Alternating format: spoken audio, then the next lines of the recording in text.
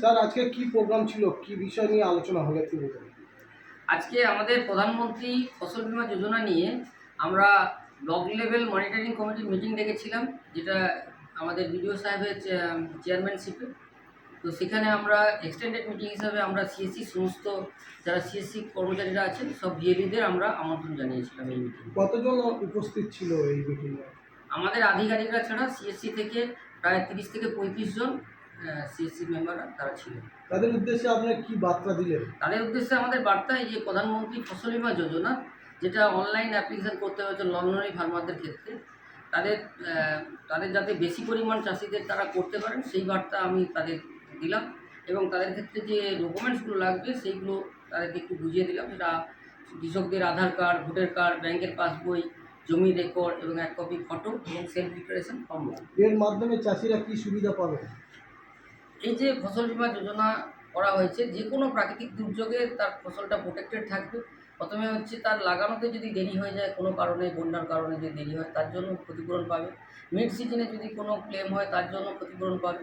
এবং ফসল যখন উঠে যাবে তারপরেও যদি ফসল মাঠে না তুলতে পারে তার জন্য তিনি তার ক্লেম পাবে, অর্থাৎ তার ফসলটা পুরোপুরি ইনশিওর থাকবে।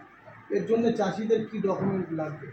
চাষিদের আধার কার্ড, ভোটার কার্ড, ব্যাংকের পাসবই, জমির রেকর্ড এবং 1 কপি ফটো এবং সেলফ ডিক্লারেশন ফর্ম। এটা কতদিনের জন্য এখন আছে? এখন আজকের অর্ডার অবধি এটা 31শে আগস্ট লাস্ট ডেট। তবে আমরা এক্সপেক্ট করছি যেহেতু এটা একটু দেরিতে শুরু হয়েছে, হয়তো বাড়াতে পারে। আমরাও জানাবো আমরা হায়ার অথরিটিকে যাতে এটা ডেটটা এক্সটেনশন করা হয়। স্যার আপনার নাম আর পরিচয়? আমার নাম হচ্ছে ডক্টর সৌমেন মণ্ডল, আমি সহকৃষি অধিকর্তা, ক্যানিং 2 ব্লক, সাউথ 24 পরগনা।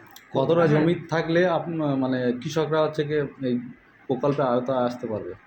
জমি যিনি চাষ করছেন তিনি এই আওতায় আসতে পারবেন, তবে এখানে একটা প্রিমিয়ামের ব্যাপার আছে, যেটা মিনিমাম নমিনাল। অ্যাকচুয়ালি এটা প্রিমিয়াম না বলাই ভালো। এটা চাষিদের ব্যাঙ্ক অ্যাকাউন্ট ঠিক আছে কিনা দেখার জন্য 1 টাকা, মাত্র 1 টাকা প্রিমিয়াম দিতে হচ্ছে আপ টু যাদের 250 ডেসিমেল 250 শতক অব্দি জমি আছে।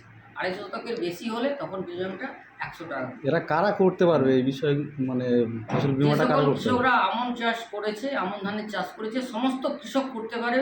তার সঙ্গে যার নিজের জমি আছে, যিনি ভাগ চাষ করছেন বা যিনি লিজ করছেন, সমস্ত ধরনের কৃষক করতে পারে। কৃষকরা কোন সেন্টারে যাবে?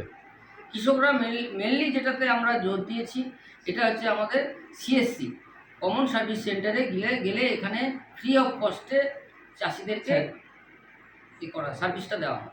এর বেনিফিট কী পাবে কৃষকরা?